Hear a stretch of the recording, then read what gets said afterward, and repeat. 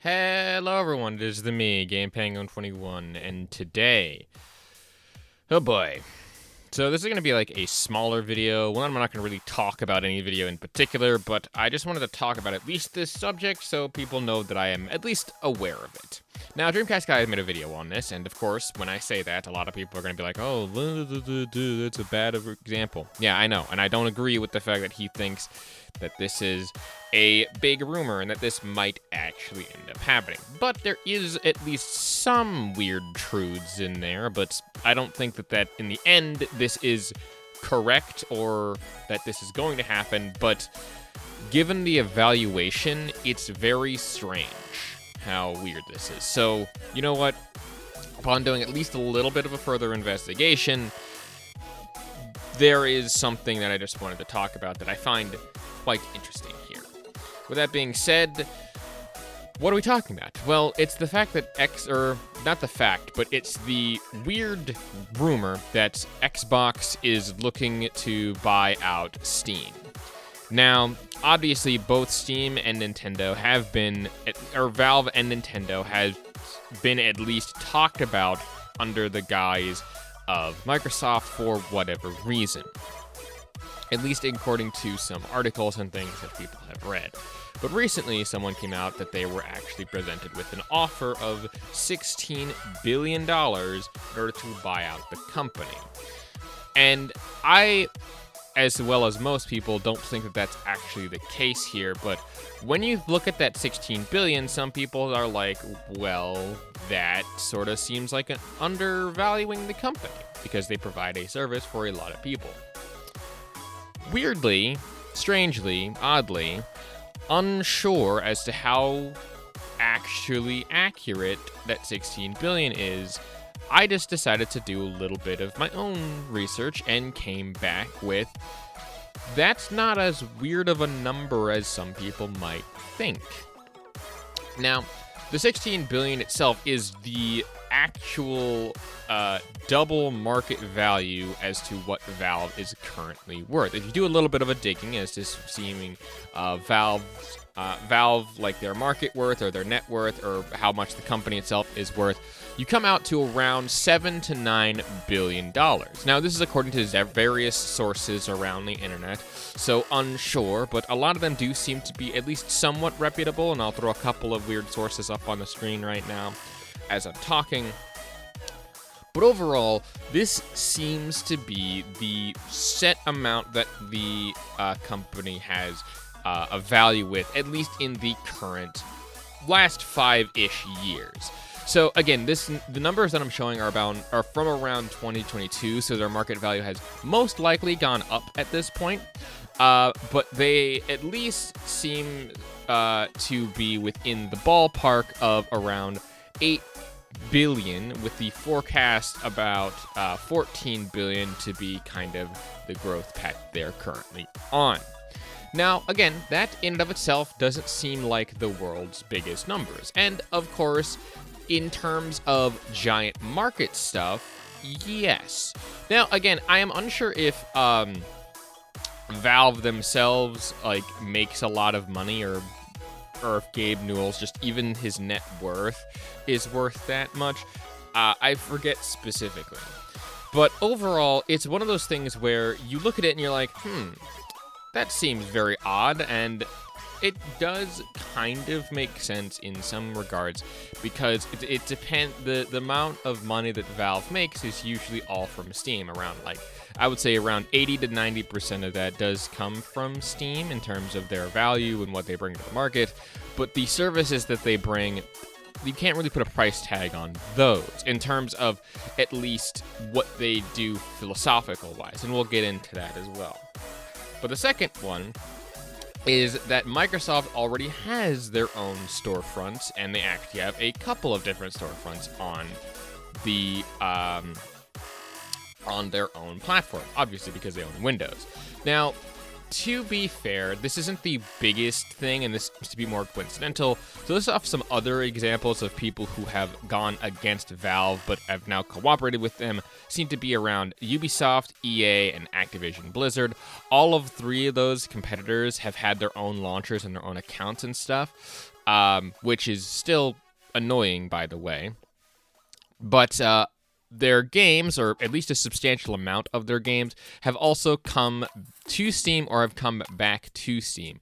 Again, this is like the weakest evidence for this case, but Microsoft probably has reasons for it, but in the past has also competed against Valve with things such as games for Xbox or games for Windows Live, as well as just their own storefront of their Microsoft Store and the Xbox Game Pass being available on PC, all of which technically compete with Valve specifically.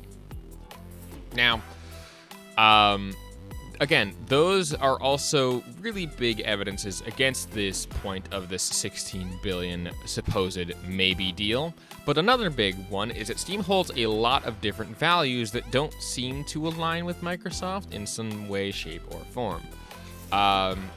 Unsure as to the exact reasons why I think this, but the main point and evidence for why I believe this is the case is because a lot of people seem to forget that Gabe Newell, the creator or the founder or the whatever of Valve and Steam as a whole, originally worked at Microsoft. This I don't seem to be seeing people talking about a lot.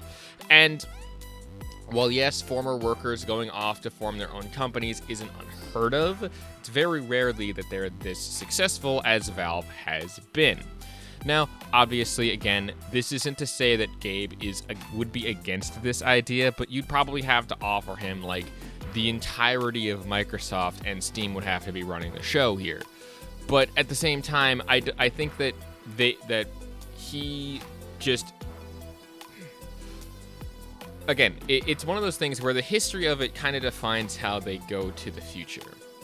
Because he originally left at around Windows 2 to 2.5-ish. That's where the numbers get crunchier, I guess, because he wasn't happy with how Microsoft was run within the internal system. So again, that to me seems like the biggest reason why Valve wouldn't do this, because again, they just don't mesh in the same way. They're happy to host their games on their services because, you know, they make them money either way, but they wouldn't actively like pursue this deal, or at least I don't think that they would. Next up is that number 4 is that, at least on this little list that I have of my script, is that Valve is a private company, meaning they can really do what they want, meaning that they don't have to present their numbers or anything like that. Unsure how exactly the private companies, if they can be bought out and stuff like that, but Valve has no stockholders to kiss their boots, and they can just do what they want. And I don't think anyone at Valve really wants to kind of push that aside for the sake of the money. I don't really think that most people at Valve really care, because they're still getting paid and they're still getting a lot of the work done-ish, I guess. And they, again, unsure as to the internalness of Valve, but overall, since they're a private company, they don't have the same sorts of things to do, I guess. I don't know the difference between private and public companies. I just know that, again, they don't have any stockholders, and I don't think anyone at Valve really wants to kind of do that. And the last one, and this is probably the most important one, or I guess the most important one here that I have on this list because I put it in bold, is they don't need Microsoft. The biggest thing with Valve, as I touched on in another video, at least in terms of the gaming hot takes, oddly enough, is that they make amazing games, but very infrequently. At least they don't make them as frequently as they, I think, once did. And this has become more apparent throughout the history. But more importantly, the values of their sort of mantra of a live and let live have been prominent throughout their history. What do I mean by this? Well, I mean that they are more reactive to the market than proactive, at least in most cases. There are times when they are very proactive, and we'll get into like the differences, but they are kind of more reactive and trying to see how the market goes and where it goes to. To list off a few examples, there is their ongoing feud with the EGS, or the Epic Games Store. There are the day before refunds, and then there's the Helldivers situation, which is probably the most recent one. To touch on each of these very quickly, Epic Games has decided to go off and make their own store, much like most of the other big publishers that have come out that I listed off before: Activision Blizzard, Ubisoft, and EA and stuff. All three of them went off, made their own launchers, but then came back. Epic Games Store seems to be the only one that's kind of directly competing with Valve at this point, and that led to Valve increasing security and doing other stuff. Again, I don't know if this was just a coincidence or if this was reactive to the EGS store, because I just remember around that same time they just decided to increase the security of the Steam parent app to be able to log in with QR codes rather than just like regular two-factor authentication codes and stuff, and they've increased security substantially from what it was and made the UI slicker and everything like that much better from the old times before the EGS store. The day before was removed and refunded from a lot of people. Again, that was itself mostly a scam, or at least it seemed to be a scam that just like was upheld for that. And again, it was taken off of Steam fairly quickly, and they take down these sorts of games and things fairly quickly off of the market, though sometimes it does take them a bit, so, you know. And then finally, the Helldiver situation, which I've talked about in a previous video of Sony trying to push PSN and then delisting their things from a bunch of different regions, like over 200, and Valve giving out refunds, no questions asked. But that also extends out into Ghost of Tsushima, which also got that same treatment of getting pulled from a bunch of stores that didn't have PSN, or a bunch of countries that didn't have PSN, and Valve giving those people refunds. That was during the pre-order period, and they were given refunds regardless because they couldn't get it within their region. And this is all done with against their usual 2-hour policy, and I don't think any shareholder would have written off on that. So yeah, again, all of this seems to be like the evidence against it, but there are still some people that think that, oh yeah, if they do it, that'd be great. No. They're already also under fire from people like the FTC for trying to consolidate under it. Valve, in most cases, in my brain, would never, ever, ever, ever, ever, ever, ever in a million years do this. But I've been surprised before.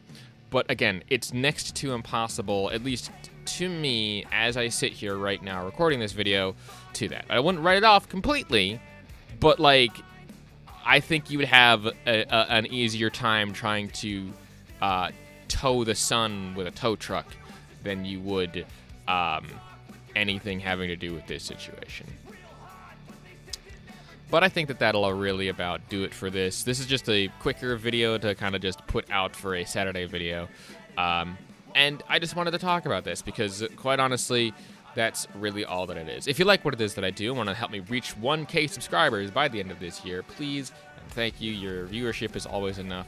But just make sure that if you want to help me along with that 1K subscriber goal, hit that subscribe button, hit that like button. Link down to all socials and stuff in the description. Next month, I'm probably going to be releasing a new album. I just need to sit down and make the art and name the album and make sure that all the music is in order.